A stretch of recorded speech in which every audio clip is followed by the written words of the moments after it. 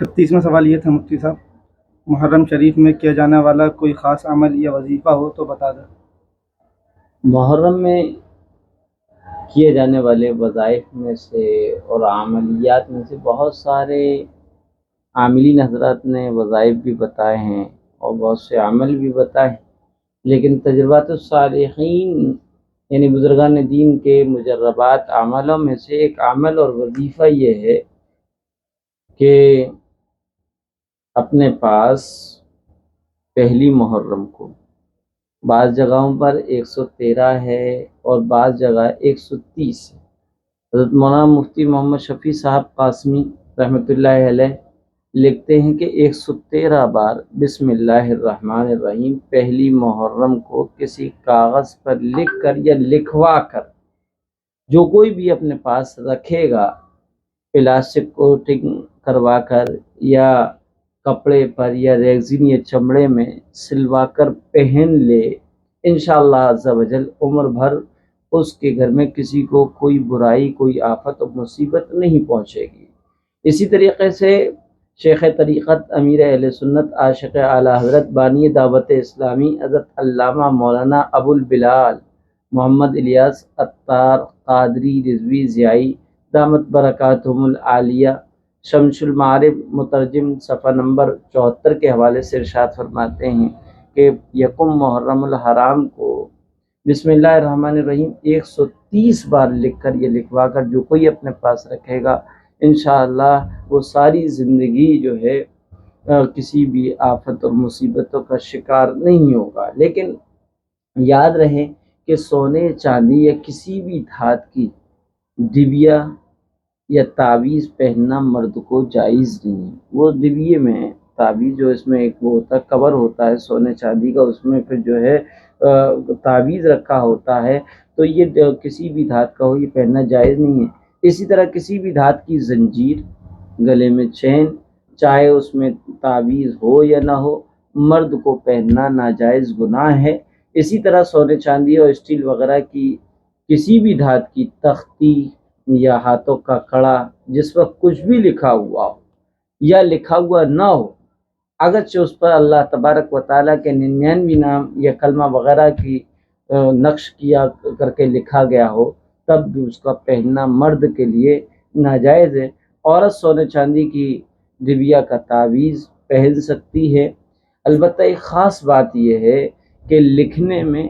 اعراب یعنی زبر زیر پیش لگانے کی ضرورت نہیں۔ جب بھی پہنے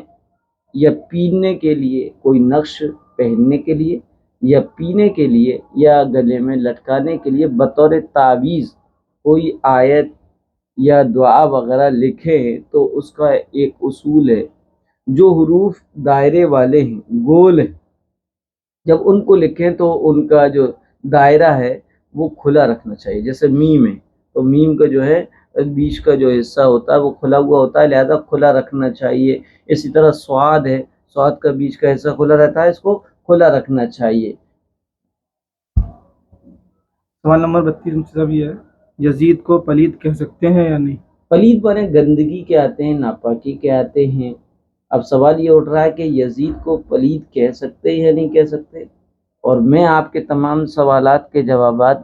علماء دیوبند اہل سنت والجماعت کی کتابوں سے نہیں بلکہ علماء اہل سنت والجماعت کے جو اعلیٰ حضرت ہیں امام احمد رضا رحمۃ اللہ علیہ، ان کی مشہور زمانہ کتاب فتاوی رضویہ سے جواب دے رہا ہوں، لہذا حضرت کا جواب میں نقل کر رہا ہوں۔ اعلیٰ حضرت رحمۃ اللہ علیہ فرماتے ہیں کہ یزید کو پلید کہہ سکتے ہیں، بلکہ پلید کہنا اور لکھنا دونوں ہی جائز ہے۔ فتاوی رضویہ شریف جلد نمبر 12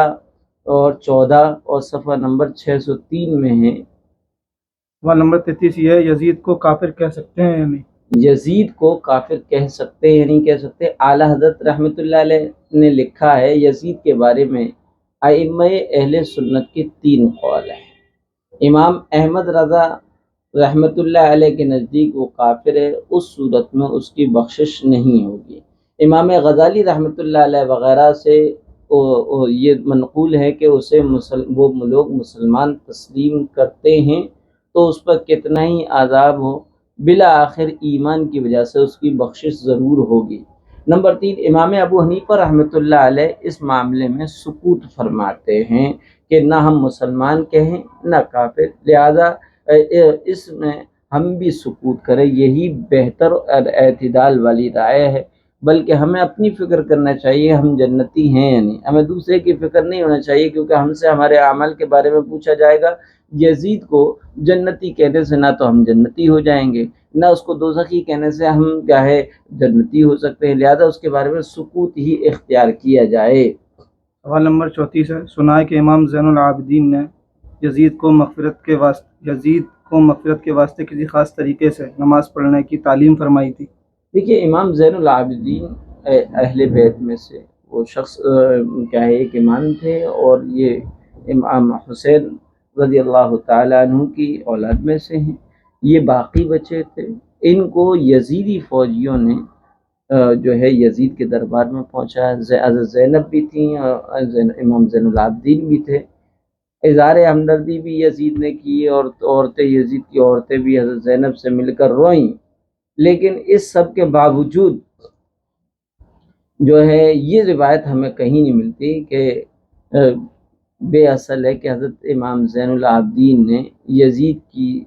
اس کی مغفرت کے واسطے کوئی ایسی نماز پڑھنے کی تعلیم فرمائی ہو، یہ کہیں بھی نہیں ملتی۔ اور یہی اعلیٰ حضرت رحمۃ اللہ علیہ فرماتے ہیں یہ حدیث اور روایت بے اصل ہے، من گھڑت ہے۔ حضرت امام زین العابدین نے کوئی نماز اس یزید پلید کی مغفرت کے لیے اس کو تعلیم نہیں فرمائی۔ فتاوی رضویہ شریف ہے، جلد نمبر 28 صفحہ نمبر 52 پہ ہے۔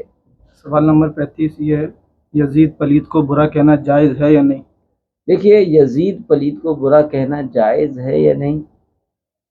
ہمارے دین نے جو ہے برے کو برا نہ کہا جائے بلکہ برے کی برائی کو برا کہا جائے، گناہ گار سے نفرت نہ کی جائے بلکہ گناہ گار کے گناہ سے نفرت کی جائے۔ یزید کا کہیں نہ کہیں تو کردار تھا، ہم اس کے حامی نہیں ہیں، ہم اس سے متفق نہیں ہیں، لیکن اس کو برا کہا جائے یا نہیں کہا جائے، یا برا کہنا جائز ہے یا نہیں جائز ہے،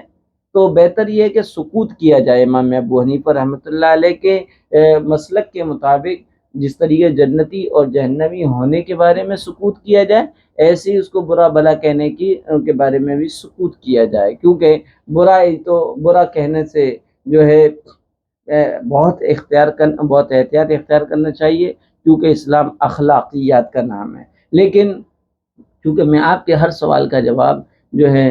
فتاوی رضویہ سے دے رہا ہوں، اس لیے مفتی جلال الدین احمد امجدی رحمۃ اللہ علیہ فرماتے ہیں بے شک یزید خبیث کو برا کہنا جائز ہے۔ وہ اپنی کتاب فتاوی فیض الرسول حصہ اول صفحہ نمبر 126 میں یہ لکھتے ہیں۔ سوال نمبر 36 یہ ہے، یزید کی موت حالت کفر پر ہوئی یا حالت ایمان؟ یزید کے بعد جیسا ابھی بتایا، یزید کے بارے میں 3 قول ہے۔ علامہ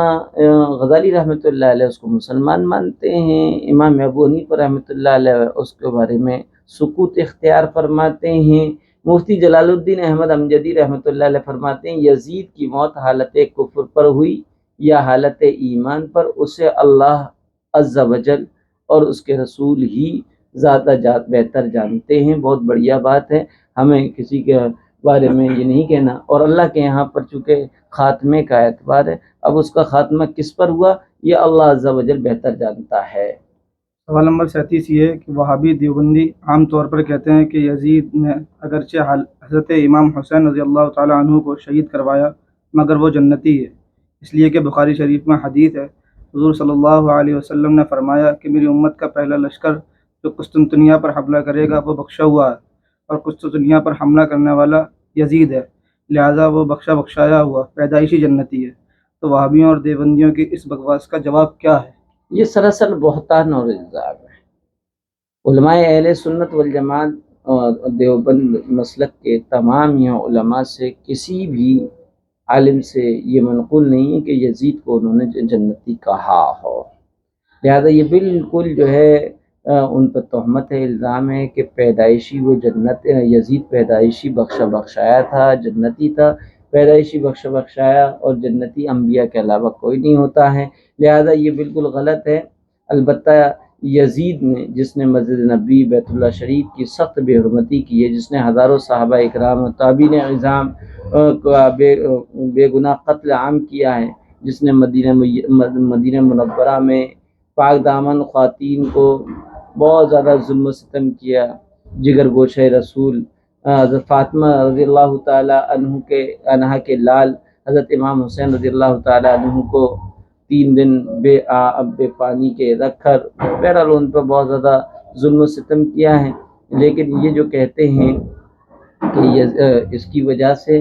اس کو جنتی نہیں کہا جائے گا، اور جنتی بخشایا، اور جنتی اس وقت کہہ سکتے ہیں جب کہ کوئی دلیل و دلائل ہے نہیں۔ حال البتہ یہ کہ اگر ایمان پہ ختمہ ہوا تو ایمان کی وجہ سے آخر کار کتنی ہی عذاب اور سزا پالے جنت میں جائے گا۔ بہرحال یہ الزام سراسر بہتان ہے، اس کی کوئی حقیقت نہیں ہے۔ سوال نمبر 30 یہ ہے، یزید کے والد محترم جناب حضرت امیر معاویہ رضی اللہ تعالیٰ عنہ کے بارے میں علماء اسلام کیا فرماتے ہیں؟ دیکھیے، حضرت معاویہ رضی اللہ تعالیٰ عنہ امت کے ماموں ہیں، کیونکہ حضرت معاویہ رضی اللہ تعالیٰ عنہ کی بہن ام حبیبہ اللہ کے رسول صلی اللہ علیہ وسلم کے ازواج مطہرات میں سے ایک ہیں۔ اس لیے حضرت معاویہ رضی اللہ تعالیٰ عنہ صحابی رسول ہیں، کاتب وحی ہیں، اللہ کے رسول کے صالح ہیں۔ اللہ کے رسول نے ان کے بارے میں فرمایا کہ جنتی ہیں، یا فلاں علاقے کو جو بھی فتح کرے گا تو وہ جنتی ہوگا، اور حضرت معاویہ رضی اللہ تعالیٰ عنہ نے اس علاقے کو فتح کیا۔ اس اعتبار سے حضرت معاویہ کیا ہے؟ صحابی ہے، اور ادنا سے ادنا درجے صحابی کے بارے میں زبان کی کھول کر جو کچھ کہنا چاہیں وہ کہنے کی اجازت نہیں، کیونکہ اللہ کے رسول نے فرمایا لا تسبوا اصحابی، میرے صحابہ کو برا بھلا مت کہو، میرے صحابہ کے بارے میں احتیاط کرو۔ لہذا لوگ بعض حضرت معاویہ رضی اللہ تعالیٰ عنہ کی شان میں بھی گستاخیاں کرتے ہوئے نظر آتے ہیں یزید کی وجہ سے۔ یہ انتہائی بے دینی کی بات اور جہالت کی بات ہے۔ چنانچہ مفتی جلال الدین احمد امجدی رحمۃ اللہ علیہ فرماتے ہیں آپ کا نام معاویہ، یعنی یزید کے والد کا نام حضرت معاویہ اور کنیت ابو عبد الرحمن ہے۔ والد کی طرف سے آپ کا سلسلہ نسب یہ ہے معاویہ بن ابو سفیان صخر بن حرب بن امیہ بن عبد شمس اور بن عبد مناف، اور والدہ کی طرف سے نسب یوں ہیں معاویہ بن ہند بنت عتبہ بن ربیعہ بن عبد شمس بن عبد مناف، اور عبد مناف نبی کریم صلی اللہ علیہ وسلم کے چوتھے دادا ہیں۔ اس لیے حضور صلی اللہ علیہ وسلم کا سلسلہ نسب یہ ہے اب محمد صلی اللہ علیہ وسلم ابن عبداللہ بن عبد المطلب بن ہاشم بن عبد مناف۔ خلاصہ یہ ہوا کہ حضرت معاویہ رضی اللہ تعالیٰ عنہ والد کی طرف سے 5ویں پشت میں اور والدہ کی طرف سے بھی 5ویں پشت میں حضور صلی اللہ علیہ وسلم کے نسب میں آپ کے چوتھے دادا عبد مناف سے مل جاتے ہیں، جس سے ظاہر ہوا آپ نسب کے لحاظ سے حضور صلی اللہ علیہ وسلم کے قریبی رشتہ داروں میں سے ہیں، اور رشتے میں رسول اکرم صلی اللہ علیہ وسلم کے حقیقی صالح ہیں۔ اس لیے کہ ام المومنین حضرت ام حبیبہ رضی اللہ تعالیٰ عنہ جو بیٹی ہیں ابو سفیان رضی اللہ تعالیٰ عنہ کی، جو حضور کی زوج محترمہ ہیں، اور وہ حضرت امیر معاویہ رضی اللہ تعالیٰ عنہ کی حقیقی بہن ہیں۔ اس لیے عارف باللہ مولانا رومی رحمۃ اللہ علیہ نے اپنی مثنوی شریف میں آپ کو تمام مومنوں کا ماموں تحریر کیا ہے۔ شیخ الحدیث حضرت علامہ مولانا عبد المصطفیٰ ادمی رحمۃ اللہ علیہ فرماتے ہیں حضرت امیر معاویہ رضی اللہ تعالیٰ عنہ بہت ہی خوبصورت گورے رنگ والے اور نہایت ہی وجیح اور خوبصورت اور رعب والے تھے، اور جو ہے چنانچہ امیر المومنین حضرت عمر رضی اللہ تعالیٰ عنہ فرمایا کرتے تھے کہ معاویہ عرب کے کسریٰ ہے۔ حضرت امیر معاویہ چونکہ بہت ہی عمدہ کاتب تھے، اس لیے دربار نبوت میں وحی لکھنے والوں کی جماعت میں شامل کر لیے گئے۔ اسلام میں بحری لڑائیوں کے موجد آپ ہی ہیں۔ سب سے پہلے آپ نے سمندری لڑائیوں کی شروعات کی، جنگی بیڑوں کی تعمیر کا کارخانہ بھی آپ نے بنوایا، خشکی اور سمندری فوجوں کی بہترین تنظیم فرمائی، اور جہادوں کی بدولت اسلامی حکومت کی حدود وسیع سے وسیع تر کرتے رہے، اور اشاعت اسلام کا دائرہ جو ہے برابر بڑھتا رہا۔ جا باجا مسجدوں کی تعمیر کرائی، درسگاہوں کا قیام فرمایا۔ بہرحال اس سے پتہ چلا کہ حضرت معاویہ رضی اللہ تعالیٰ عنہ واقعی صحابی رسول ہے اور اللہ کے رسول صلی اللہ علیہ وسلم سے خاص تعلق ہے۔ اس لیے حضرت معاویہ رضی اللہ تعالیٰ عنہ کو یہ جب آپ سے یہ شرف جو حاصل ہے، آپ نے بڑے بڑے جلیل القدر صحابہ سے احادیث روایت کی ہیں جو تمام محدثین نے قبول بھی کی ہیں اور تمام کتابوں میں لکھی ہے۔ بڑے بڑے صحابہ اکرام نے حضرت معاویہ رضی اللہ تعالیٰ عنہ سے حدیثیں لی ہیں اور حدیثیں نقل کی ہیں، تو ان سب چیزوں کے بارے میں یہ سمجھا جا سکتا ہے کہ حضرت امیر معاویہ رضی اللہ تعالیٰ عنہ کے دل میں اللہ کا خوف، حضور صلی اللہ علیہ وسلم کی عظمت، اہل بیت کی محبت اور اطاعت تھی، لہذا ان کے صدقے میں اللہ تعالیٰ ہماری مغفرت فرما دیں۔ میں یہی کہنا چاہوں گا کہ حضرت معاویہ رضی اللہ تعالیٰ عنہ کے بارے میں بہت ہی مطلب کہ احتیاط سے کام لگیں۔ صحابی رسول ہے اور اللہ کے رسول کے رشتہ دار ہیں، ذرا سی بھی گستاخی صحابہ کے بارے میں نہیں ہونا چاہیے۔ آج حضرت معاویہ رضی اللہ تعالیٰ عنہ سے بغض کی ایک چھوٹی سی مثال میں دے دوں کہ حضرت معاویہ رضی اللہ تعالیٰ عنہ کے نام پر کوئی اپنے بچوں کا نام معاویہ رکھنے کے لیے تیار نہیں ہوتا، اور یہ کمی ہماری ہے کہ ہم نے عوام کو حضرت معاویہ کے بارے میں کچھ دیا ہی نہیں، کچھ بتایا ہی نہیں۔ شیعوں نے جو کچھ سکھایا وہ ہماری عوام سیکھ کر رہ گئی۔ سوال نمبر 39 یہ ہے، جو لوگ یزید پلید کی وجہ سے حضرت امیر معاویہ رضی اللہ عنہ کو برا کہتے ہیں، ان کے بارے میں علماء اسلام کیا فرماتے ہیں؟ جو یزید کی وجہ سے حضرت معاویہ رضی اللہ تعالیٰ عنہ کو برا کہتے ہیں، ان کی تو وہ ناعاقبت اندیش ہیں، وہ اپنی آخرت کو خراب کر رہے ہیں۔ میں نے چونکہ جواب جو ہے فتاوی رضویہ سے دینے کا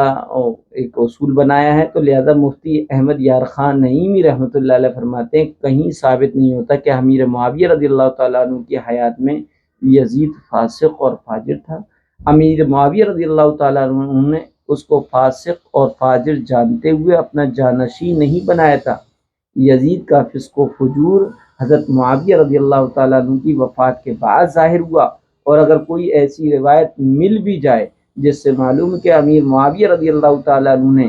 یزید کے فسق و فجور سے خبردار ہوتے ہوئے اسے اپنا خلیفہ مقرر فرمایا تھا، تو وہ روایت اور وہ حدیث جھوٹی ہے،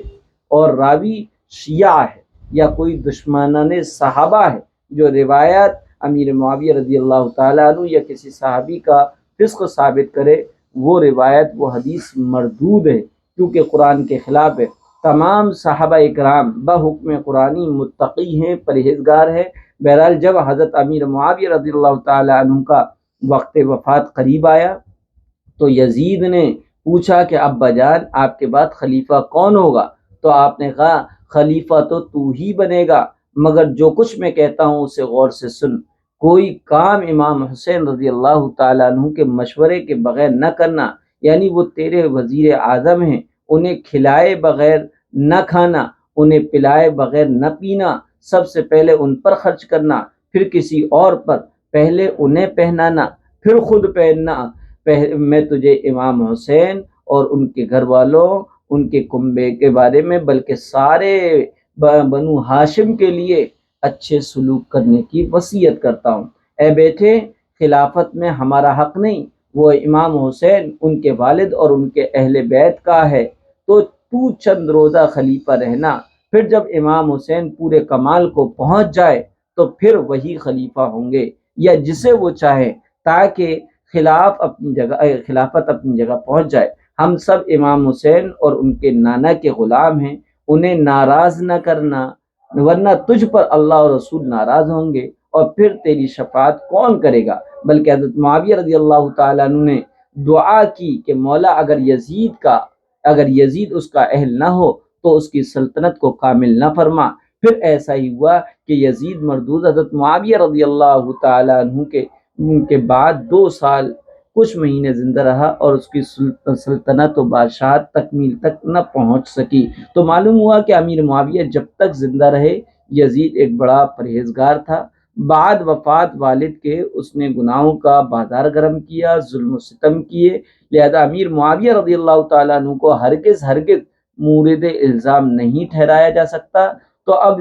جو لوگ ان پر زبان طعن دراز کر رہے ہیں حضرت معاویہ رضی اللہ تعالیٰ عنہ پر، ان کے بارے میں علماء فرماتے ہیں وہ جہنمی کتوں میں سے ایک کتا ہے۔ جیسے شیعہ ان پہ زبانیں دراز کرتے ہیں اور حضرت معاویہ رضی اللہ تعالیٰ عنہ کو برا کہتے ہیں، تو وہ جہنمی کتوں میں سے ایک کتے ہیں، اور صحابہ کو برا کہنے والا بھی نا عاقبت اندیش ہے۔ حضرت معاویہ رضی اللہ تعالیٰ عنہ کے بارے میں جو ہے پوری تفصیلات پڑھنا چاہیے، اور کم از کم یہ شارٹ کٹ میں اتنا یاد رکھنا چاہیے کہ حضرت معاویہ رضی اللہ تعالیٰ عنہ ایک صحابی ہیں، اللہ کے رسول کے ایسے صحابی ہیں جن کا بہت زیادہ رشتہ قریب میں قربت والا ہے، کاتب وحی ہیں، ان کے بارے میں لب کشائی نہ کی جائے۔ 40واں سوال یہ ہے مفتی صاحب، بعض سید صاحبان بھی کم علمی کی وجہ سے حضرت امیر معاویہ رضی اللہ عنہ کو اچھا نہیں سمجھتے، انہیں کس طرح سمجھایا جائے؟ جی علماء فرماتے ہیں جو سید صاحبان سنی علماء کے بیانات سننے کے بجائے، سنی علماء کی صحبت میں بیٹھنے کے بجائے شیعہ حضرات کے ساتھ اٹھنا بیٹھنا میل جول رکھتے ہیں، وہ حضرت امیر معاویہ رضی اللہ تعالیٰ عنہ پر زبان اعتراض دراز کرتے ہیں۔ ایسے سید صاحبان تک حضرت امیر معاویہ رضی اللہ تعالیٰ عنہ کے بارے میں صحیح معلومات پہنچائی جائیں تو وہ اپنے آباء و اجداد کی طرح یہ بھی انشاءاللہ ان کی تعریف و توصیف کریں گے۔ ایک واقعہ لکھتے ہیں، اس سے کچھ درس اور سبق اور عبرت ملتی ہے۔ ایک سید صاحب کا بیان ہے کہ مجھے حضرت علی مرتضیٰ شیر خدا رضی اللہ تعالیٰ عنہ سے، جنگ کرنے والوں سے، اور خصوصاً حضرت امیر معاویہ رضی اللہ تعالیٰ عنہ سے بہت اعتراض تھا۔ ایک رات حضرت مجدد الفسانی قطب ربانی شیخ سر ہندی رضی اللہ تعالیٰ عنہ کے مکتوبات شریف کا مطالعہ کر رہا تھا۔ دوران مطالعہ یہ عبارت پڑھی، امام مالک رحمۃ اللہ علیہ نے حضرت امیر معاویہ رضی اللہ تعالیٰ عنہ کو برا کہنے کو حضرت ابو بکر رضی اللہ تعالیٰ عنہ اور حضرت عمر رضی اللہ تعالیٰ عنہ کو برا کہنے کے برابر قرار دیا ہے۔ اس عبارت سے وہ سید صاحب پڑھ کر آزردہ ہو گئے، اور کہتے ہیں وہ سید صاحب میں نے مکتوبات شریف کو زمین پر ڈال دیا اور سو گیا۔ خواب میں کیا دیکھا کہ حضرت مجدد الفسانی رحمۃ اللہ علیہ بہت غصے کی حالت میں تشریف لائے، اور وہ سید صاحب کہتے ہیں کہ میں نے دیکھ رہا ہوں میرے